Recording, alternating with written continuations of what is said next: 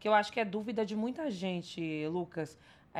Por mais que a gente noticie pesquisas todo dia, eu como jornalista, todo dia noticio, repercuto, já acordo procurando a pesquisa que saiu no dia, eu acho que tem muita dúvida, e eu vejo isso acompanhando, inclusive, nos comentários do Metrópolis que eu leio, em relação à metodologia de pesquisas, né?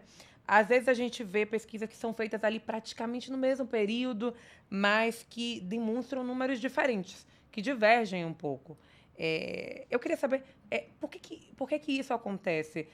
Explicando assim de uma forma bem didática para quem está escutando a gente.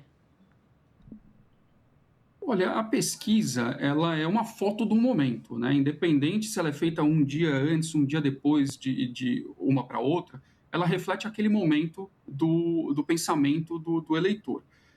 E claro, para fazer uma pesquisa séria, idônea, a gente tem que respeitar os critérios, as cotas que a gente diz do eleitorado brasileiro. Então, a gente está falando aqui em 53% de mulheres, 47% de homens, o Nordeste com tal peso, o Sudeste com tal peso, o Norte, o Sul, Centro-Oeste também, bem como a faixa etária, a escolaridade e a renda da população. Então, nós temos sempre que fazer um reflexo do que é de fato a população.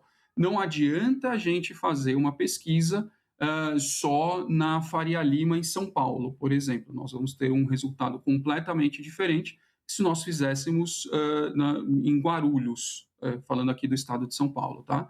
Então, nós teríamos uma situação completamente diferente, são dois públicos diferentes, tá? Então, quando a gente fala em pesquisa, em idoneidade da pesquisa, a gente tem que levar em consideração isto. Se todos os institutos que fizerem a pesquisa levarem em consideração a, as cotas exatamente como estão divididas, e isso a gente leva o TSE para fazer, leva os dados do TSE para fazer isso, os dados do IBGE para fazer isso, as pesquisas devem ser similares com relação às suas respostas. Claro que tem uma variação do dia, o dia importa, vamos dizer, a nossa pesquisa de maio, se eu não me engano, nós soltamos uma pesquisa 3 dias antes de sair o escândalo do eventual envolvimento do Flávio Bolsonaro no Banco Master. Ele estava à frente.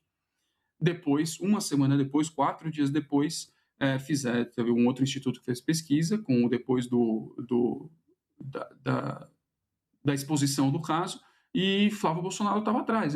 São coisas poucas, e agora, ainda mais nesses 45 dias, aí, 50 dias, né, a partir da campanha, a partir de domingo agora, a gente vai ter movimentos que vão mudar mesmo a cada dia, a cada momento, que para um lado ou para o outro. Então, é isso que a pesquisa capta no momento. Tá. Ninguém faz um exercício de acertar o resultado da urna lá na frente, né? A gente faz uma foto do momento.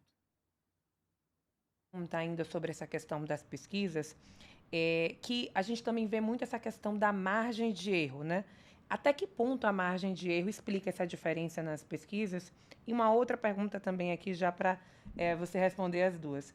Hoje a gente noticiou aqui no portal Metrópolis que a pesquisa de um instituto, e aí você me corrige se eu estiver errado o nome, Veritá, né, foi recusada em 20 estados, né? Reportagem aqui do meu colega Demétrio. É, como é que você está vendo esse movimento, né, de pesquisas de institutos mais novos sendo rejeitadas? E também queria que você explicasse essa questão da margem de erro, até que ponto interfere? Claro, a gente tem a margem de erro justamente porque ela permite que se demonstre o resultado de formas diferentes, no sentido de que pode ter dado um ponto para lá, um ponto para cá, então a gente sempre considera esses dois pontos de diferença. Difícil é quando a gente vê um candidato uh, 10 pontos na frente do outro em uma pesquisa e na outra ele esteja 5, 6 pontos atrás, né? Então, aí a gente procura entender o que aconteceu, no sentido de que foi alguma falha metodológica de algum instituto no momento de fazer, ou se foi algum problema ali na base de dados. É difícil a gente falar aqui sobre a intenção de um instituto, eventualmente, em fazer uma pesquisa que seja com algum tipo de fraude, né, para a gente ter um resultado diferente. Eu não posso falar a respeito dos outros institutos, mas que tem havido o caso de alguns institutos errarem para muito mais para alguns candidatos, a gente tem visto isso de fato. E é algo que a gente, como representante do mercado, tem que lutar contra, sem dúvida. Né? O eleitor, Lucas, eu, por exemplo, outra pessoa que vai, né, conferir ali uma pesquisa, acorda, sai uma pesquisa, como é que o eleitor consegue ter noção da veracidade, da importância do instituto, da credibilidade de uma pesquisa? Eu acho importante que o eleitor saiba as empresas. É a mesma coisa, o que confere credibilidade a alguém, né? O que confere credibilidade ao Metrópolis, aos seus demais concorrentes? É o seu histórico de seriedade e do que traz para o público, né? Então, a Real Time, por exemplo, é uma empresa que tem aí 10 anos fazendo pesquisas eleitorais e que traz para o público o acerto. No fim das contas, quando a gente faz o saldo da eleição, nós acertamos 97% das pesquisas, né? A gente não acerta o resultado da urna, né? A gente acerta as pesquisas feitas ali e confere com o resultado depois. Eu acho que o eleitor deve fazer é pegar historicamente o que essas empresas têm trazido e oferecido ao público com relação a resultados, né? Sem uma simples pesquisa que a gente faz na hora de adquirir qualquer produto, né? Se aquele produto, de fato, ele corresponde à realidade, ao esperado. E assim a gente vê a credibilidade da empresa. Entendi.